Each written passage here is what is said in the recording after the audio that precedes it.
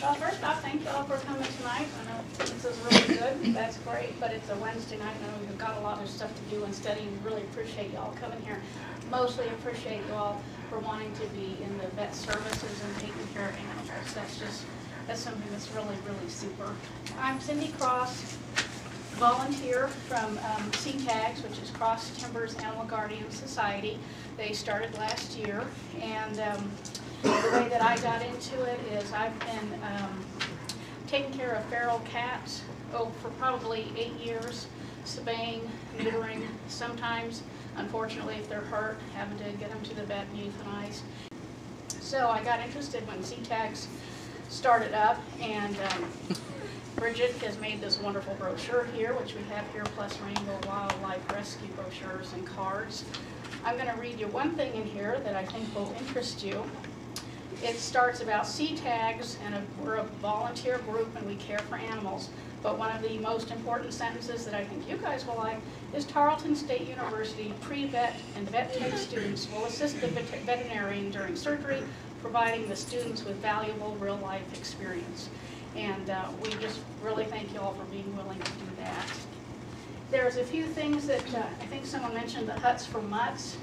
Have you all ever been to any of the spay and neuter clinics? Okay.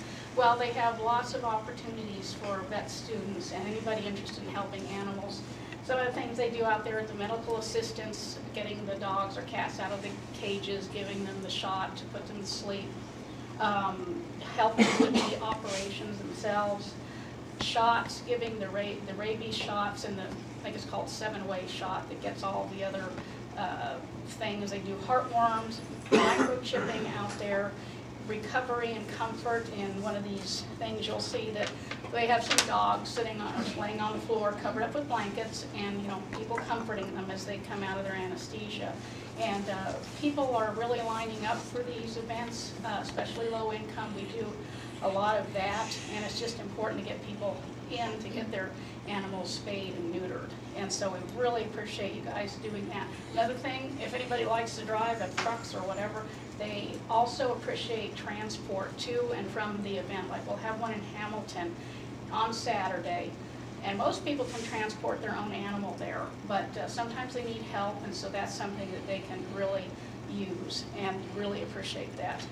Now, Huts for Mutts itself has said that one thing volunteers can also do is just come out and help keep the animals just clean and comfortable, which is, it's kind of grunt work, but it's, cleaning out the cage, making sure they got water and food, walking some of the dogs, playing with them. And as I mentioned, eventually we'll have a trap and release program for the feral cats. We're looking to buy a house out here in Stephenville that we think is going to be really good for having a regular place where people can come and get their pets spayed and neutered. We have an adoption and foster program if anybody's interested in that and has the room.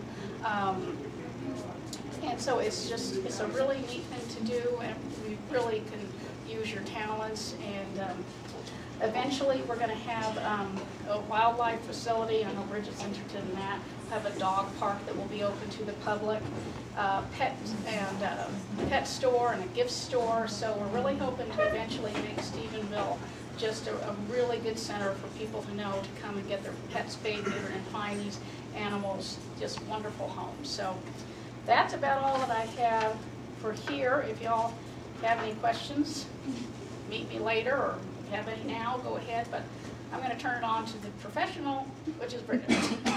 Thanks.